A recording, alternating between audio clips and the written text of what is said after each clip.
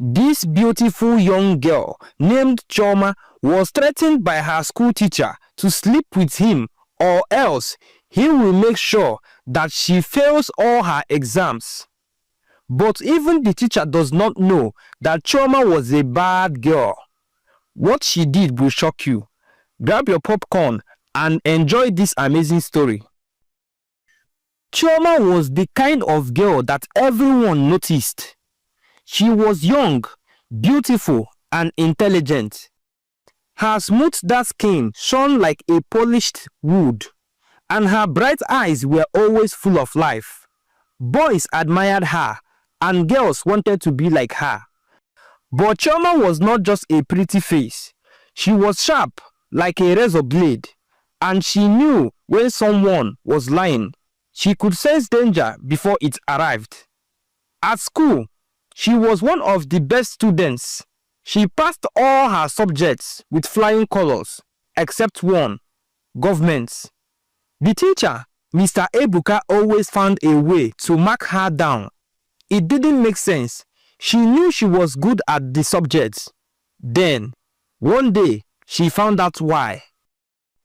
At first, she thought it was a mistake. Maybe she had miscalculated her answers. But when she checked her scripts, she realized she had written everything correctly. Yet, she kept failing. Something wasn't right. One afternoon, after the final bell rang, Mr. Ebuka stood at the front of the classroom. His deep voice boomed across the room. Chioma, see me in my office before you go home. The other students glanced at her with curiosity. Chioma felt a chill down her spine. Why did he want to see her?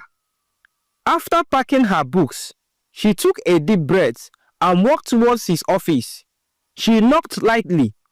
Come in, his voice called from inside. Chioma pushed the door open.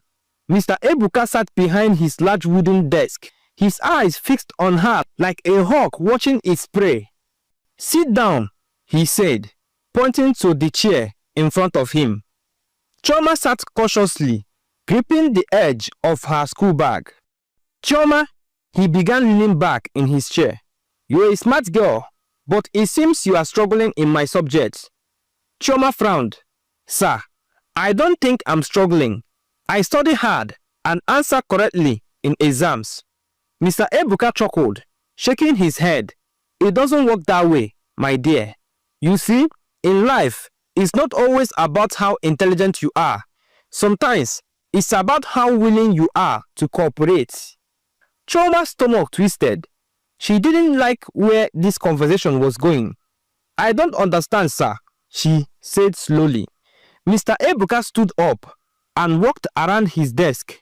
He leaned against it, just inches from where she sat. Let me make it simple, he said. If you don't want to fail my subjects, you will have to do something for me. Chioma swallowed hard. She could already guess what he was about to say, but she needed to hear it from him. What do you mean, sir? Mr. Ebuka gave a small smile. You are a very beautiful girl, Chioma. Chioma felt her skin crawl. She wanted to get up and run, but she forced herself to stay calm. Sir, I don't understand. Shh. He placed a finger to his lips. Think carefully before you answer. I can make sure you pass this subject with flying colors, but only if you please me. Chioma's heart pounded so hard she thought it would burst. She stood up immediately. Sir, I can never do that. Mr. Ebuka's face darkened. Then, prepare to fail. Chioma felt anger boiling inside her. Sir, this is not fair. You are supposed to be a teacher, not? Mr. Ebuka raised his hand, cutting her off. Life is not fair, my dear. You can either be wise and take my offer, or you can be stubborn and fail. Chioma clenched her fist. She could see the confidence in his eyes. He believed she had no choice. He thought she would be too scared to speak up. But Mr. Ebuka had underestimated her. She wasn't just a pretty girl. She was smart. And if he wanted to play dirty, she was ready for him. Without another word, She turned and stormed out of his office. Her mind was racing. If she reported him, he would deny it. Nobody would believe her.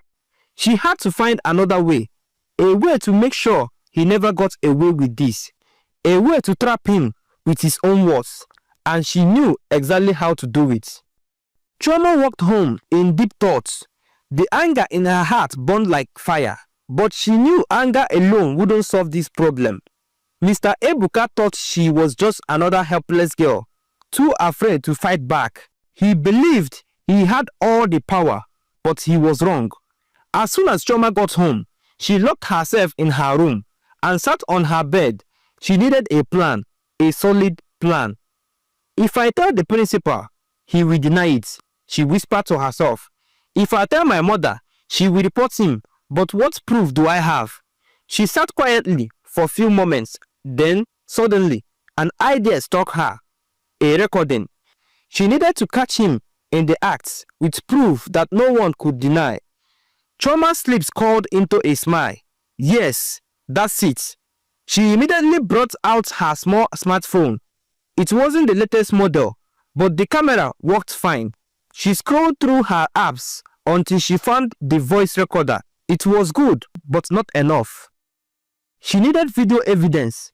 After thinking for a while, she decided to borrow a small spy camera from her cousin, Tunde. He loved gadgets and had once shown her a mini camera that could be hidden anywhere. That evening, she went to visit him. Tunde, I need your help, she said when they sat outside. Tunde, a boy of 16, raised an eyebrow with words. I need your spy camera, she said. Tunde laughed. Spy camera? What are you up to? It's important, Tunde. I can't explain now, but please, I need it. Tunde studied her face. He could see she was serious. Okay, but be careful. Chioma took the tiny camera, thanked him, and hurried home. That night, she tested it. The camera was so small that it could easily be hidden inside her school bag. With just the lens peeking out, it recorded both video and audio clearly. She was ready. The next morning, Chioma dressed up for school as usual. She packed her bags carefully, making sure the camera was well positioned. As she walked to school, she felt nervous, but she reminded herself why she was doing this. This is for me and every other girl he has tried to take advantage of, she thought. In class, she acted normal. She didn't want Mr. Ebuka to suspect anything. When the bell rang for the last lesson, Mr. Ebuka stood in front of the class, his eyes scanning the students. Chioma, he called. Chioma looked up. Yes, sir. See me after school, he said with a smirk. The other students exchanged glances. Some of them already suspected something was going on, but nobody dared to ask. Chioma nodded. Okay, sir. Her heart was racing, but she kept her face calm. When the final bell rang, she waited for the classroom to empty before she packed her bag and walked towards his office. Before stepping inside, she took a deep breath and pressed the button to start recording. Let's do it, she whispered. She knocked. Come in, Mr. Ebuka's voice came from inside. Chioma pushed the door open and entered. The moment she stepped in, Mr. Ebuka smiled. Ah, my dear Chioma, have you thought about my offer? Chioma forced a smile and sat down. Yes, sir. Mr. Ebuka's face brightened. Good girl, I know you would make the right decision. He stood up and walked toward her. Don't worry, you will pass my subject with excellent grace. He reached out to touch her hand, but Chioma shifted slightly. Sir, I just want to understand. What exactly do you want me to do? She asked, tilting her head innocently. Mr. Ebuka chuckled. Ah, you know exactly what I mean, my dear. Chioma pretended to hesitate. But sir, I'm scared. What if someone finds out? Mr. Ebuka waved his hand. Nobody will know, Chioma. It will be our little secret. He moved closer, lowering his voice. I will take care of you. You just have to do what I say. Chioma nodded slowly. She had heard enough. She looked at her bag where the small camera was still recording. She had him. After a few more minutes, she made an excuse and left his office. The moment she stepped outside, she let out a deep breath. She had done it. She had recorded everything. Now, it was time for the next part of her plan. Later that evening, Chioma sat on her bed, staring at her phone screen. The video was clear. Mr. Ebuka's voice was unmistakable. His words, his action, everything was captured perfectly. She replayed the video over and over again, a wicked smile creeping onto her face. He thinks he can take advantage of me? Let's see who has the power now, she muttered. She picked up her phone and typed a message. Good evening, sir. I need to see you tomorrow. It's important. A few minutes later, her phone vibrated. Mr. Ebu replied, Why? Is there a problem? She replied, Yes, a big one. I will explain when we meet. There was a pause before he replied, Okay, see you in my office during break time. Chioma grinned. The trap was set. The next day, Chioma walked into Mr. Ebuka's office with confidence. She no longer felt like a helpless schoolgirl. She was in control now. Mr. Ebuka leaned forward, concerned. Chioma, what's the problem? She smirked and pulled out her phone. Sir, I recorded everything. His smile froze. Recorded what? Without a word, Chioma tapped play. Mr. Ebuka's voice filled the office. Nobody will know, Chioma. It will be our little secret. His face turned pale. He grabbed the phone and her hands stared at the screen in horror. Chioma, what is this? She leaned back in her chair, arms crossed. Evidence, sir. If I show this to the principal, you are finished. And don't think you can delete this. I have many other copies. Mr. Ebuka wiped sweat from his forehead. Chioma, please, delete this. I can explain. Explain what, sir? Chioma laughed. You wanted to fail me if I didn't sleep with you. Now, look who is in trouble. He swallowed hard. What do you want? Chioma stood up and leaned over his desk. 60% of your salary every month. If not, this video goes to the school authorities, the police, and even the internet. Mr. Ebuka's hands trembled. 60%? That's too much. Chioma shrugged. Then, get ready to lose your job, sir. Maybe even go to prison. Mr. Ebuka sank into his chair, defeated. He covered his face with his hands. Fine, he muttered. You win. Chioma smiled. Good. I will send you my account number. Don't be late with the payment. As she walked out of the office, she felt power. For the first time, she realized something. Knowledge is power, but evidence is even more powerful. Mr. Ebuka had used his power to oppress girls like her. Now, she was using his own greed against him. Mr. Ebuka started paying Chioma as agreed. At first, the money was sweet. Chioma had never seen that kind of money before. Every month, Mr. Ebuka sends her the money like clockwork. She started buying things she never dreamed of. Expensive clothes, designer shoes, the latest phones.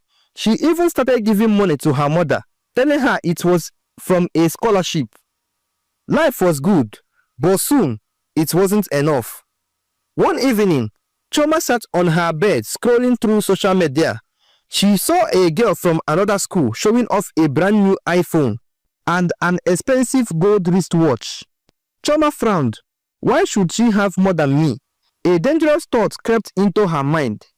If I can make him give me 60%, why not 80%? The next day, during break time, she marched straight into Mr. Ebuka's office. Her confidence sky high. She didn't even knock. Mr. Ebuka, who was marking exam scripts, looked up and frowned. Chioma, what is it now?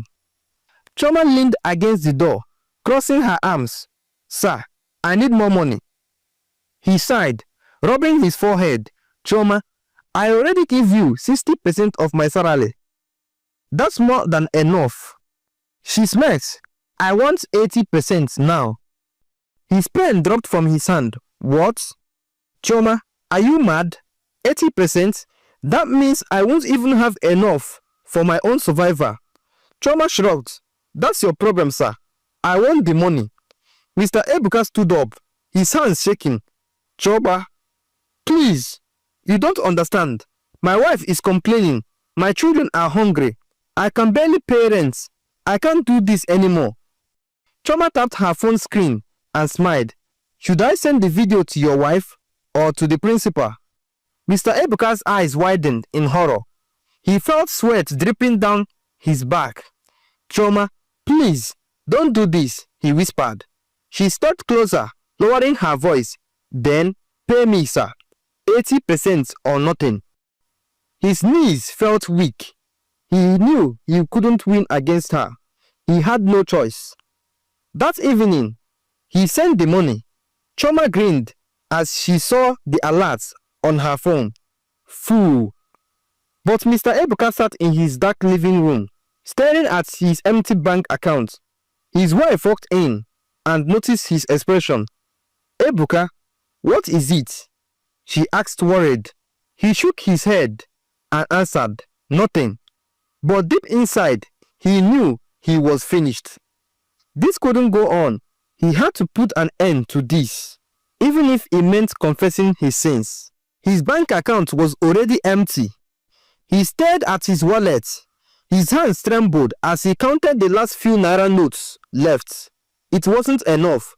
Not for food, not for transportation, not for his children's school fees. He had lost everything. His dignity, his pride, his peace of mind. And now, he was drowning in debt. All because of Chioma. He couldn't do this anymore. His heart pounded in his chest as a terrible decision formed in his mind. If I don't stop her now, she will ruin me completely. The next morning, before the first bell rang, Mr. Ebuka stormed into the principal's office. Sir, he said, his voice shaking, I have something to confess. The principal, a stern-looking man with thick glasses, folded his hands on the desk. What is it? Mr. Ebuka swallowed hard, his shame burning like fire. Sir, I did something terrible. I tried to force a student into sleeping with me for grades. The principal's eyes widened. What? But sir, Mr. Ebuka added quickly, she recorded me and now she's blackmailing me. She has been taking 80% of my salary for months. The principal shot at his feet. Are you telling me a student has been extorting you? Mr. Ebuka nodded, his hands shaking. Yes, sir. I was wrong. But, sir, she's worse. She turned my mistake into her business. The principal's face hardened. Call her to my office immediately. 15 minutes later, Chioma walked into the office. Her uniform crisp, her confidence unshaken. She saw Mr. Ebuka standing there, his head bowed like a defeated man. She smiled slightly, so he finally grew a backbone. The principal leaned forward. Chioma, do you know why you are here? She lifted her chin. Yes, sir. The principal blinked. He had expected her to deny everything. Then, tell me the truth. Did you blackmail your teacher? Chioma crossed her arms. Yes, sir. Silence filled the office. Mr. Ebuka's mouth felt open. He had thought she would lie, twist the story, try to escape, but she didn't. The principal took off his glasses and rubbed his temples. Chioma, why did you do it? Chioma's face remained expressionless. Because if I had reported him, nobody would have believed me.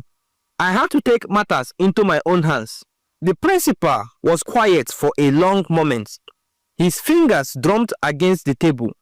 You are a smart girl, Chioma, he finally said. But you are also reckless. And what you did was wrong. Both of you are guilty. And both of you must face the consequences. Chioma's confidence wavered for the first time.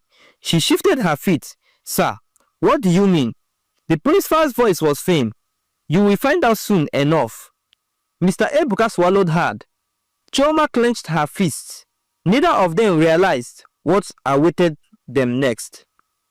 After some panel discussion, Mr. Ebuka was fired immediately. It didn't end there. His wife left him after hearing the shame Mr. Ebuka had brought to the family. His children refused to speak to him. He lost everything. On the other hand, Chioma was also punished. She was suspended from school for blackmailing a teacher. When she returned home, she sat on her bed and thought about everything. She had won the fight, but she had lost the war. She had the power, but the power had a price, and now she had to pay for it.